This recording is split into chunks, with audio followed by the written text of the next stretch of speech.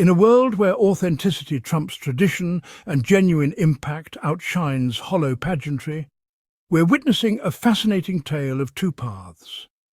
While some scramble desperately for headlines and compete in petty rivalries, others quietly build meaningful legacies that speak for themselves. The contrast couldn't be more striking, and the public is taking notice. Welcome back to another episode of Meghan and Harry Tales, hosted by Adrian. Today we're diving deep into the ongoing royal dynamics that continue to captivate audiences worldwide, exploring how true leadership emerges not from titles or taxpayer-funded luxury, but from purpose-driven action and unwavering integrity. So I see the leftovers are still competing on who is going to get the most attention. Meanwhile, the Sussexes are happy, thriving, and they are being celebrated for their resilience and for their hard work, and literally for everything that they have been able to create. Well, let's first start with the royal family members, the leftovers. Do you remember almost 2 weeks ago it was said that William and Kate had gone to Greece for a holiday?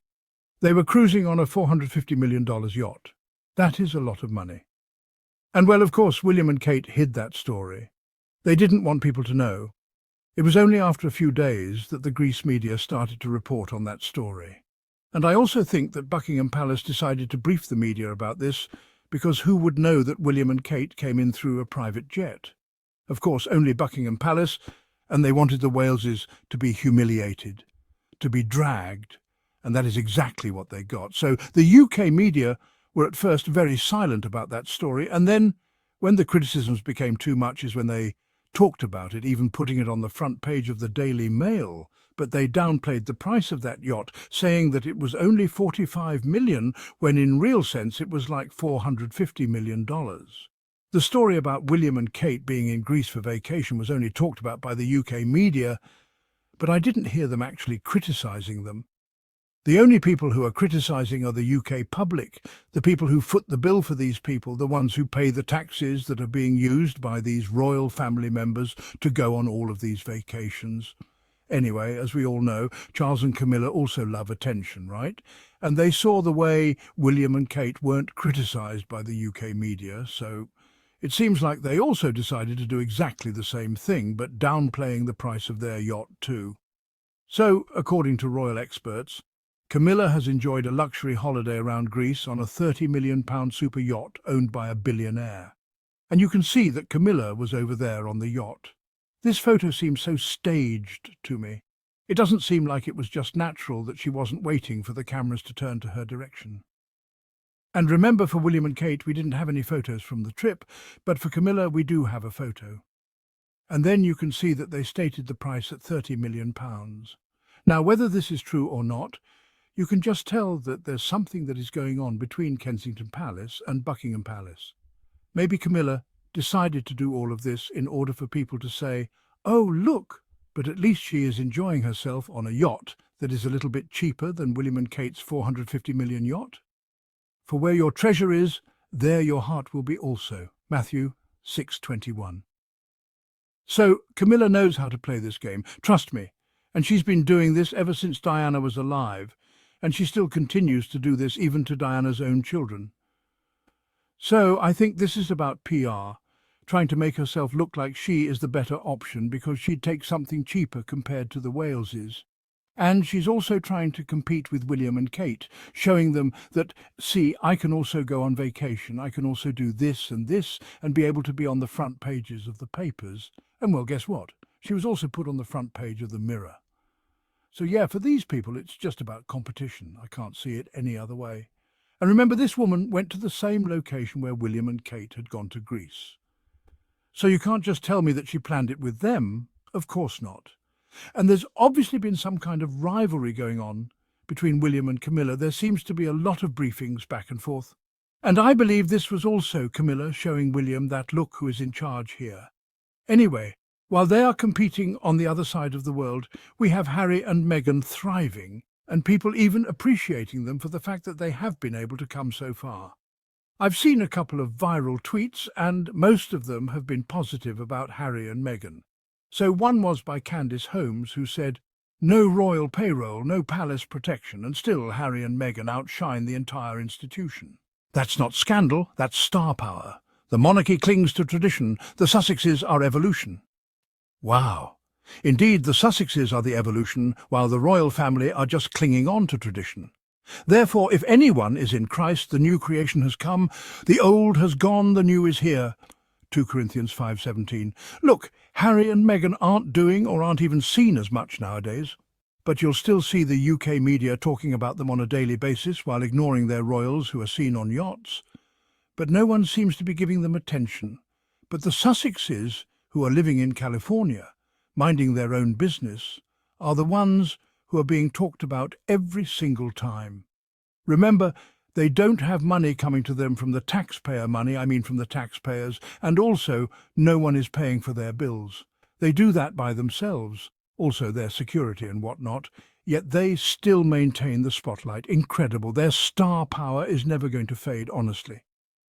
As the great Maya Angelou once said, there is no greater agony than bearing an untold story inside you. The Sussexes chose to tell their story, to live their truth, and in doing so they've inspired millions around the world.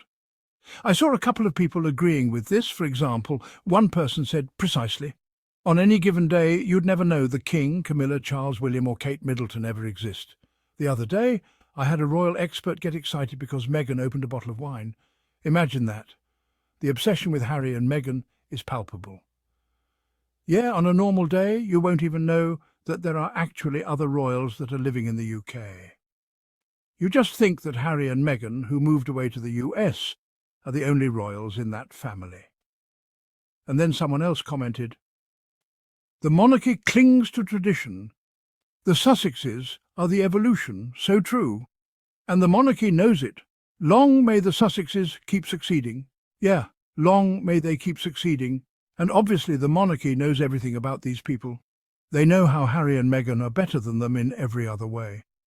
As Nelson Mandela wisely stated, there is no passion to be found playing small in settling for a life that is less than the one you are capable of living. The Sussexes refuse to play small, and their courage continues to inspire. And then there was also another post that was trending, and I think this is an article from JP Canabo, who writes amazing pieces on X. So this piece says, they thought they had Harry figured out, the dutiful spare, loyal to the crown no matter the cost. In their eyes, Meghan was a phase, an inconvenience to be worn down until she either walked away or was crushed under the weight of palace life. The plan was simple: push her out, keep him in. But what the royal family never counted on was that Harry would choose love and freedom over duty and tradition. When he left, not just for a break, not just for a trial year, but for good, the palace lost more than a prince. They lost the only member who could bridge the old world and the new, the only one with the global reach and moral credibility to carry the monarchy into the future, and they've never recovered. True, they have never recovered from what happened by Harry and Meghan leaving. That is why they are still briefing the UK media, probably hoping that one day, maybe one day, Harry will still return and take up his role in that institution, which is being a spare to Prince William. But, well, that is never going to happen. And yeah, I'm just happy that the Sussexes are really thriving, and they have truly found their purpose in the US. That is what makes me really happy. And the people who plotted negatively against them, you can see that right now they are the ones who are crying. So yeah, while Harry and Meghan are thriving on this side, as you all can see through their numerous works, the other royals who are left in the UK are just fighting because that is all they know how to do. Fight for attention, fight for the front pages of the papers and all of that, while the Sussexes even get them without trying. So, yeah, I think I've shared enough with you for now on all of these. The contrast is clear. While some chase headlines through expensive vacations and staged photo opportunities, others build lasting legacies through meaningful work and authentic connections. The Sussexes have shown us that true royalty isn't about titles or taxpayer-funded lifestyles. It's about service, authenticity, and the courage to forge your own path. So kindly let me know what you think in the comments below. What are your thoughts on this ongoing royal drama? How do you see the future unfolding for all parties involved? Until next time, this has been Adrian with Meghan and Harry Tales. Remember, evolution always triumphs over stagnation, and authenticity will always outshine performative tradition. See you on the next episode. Bye.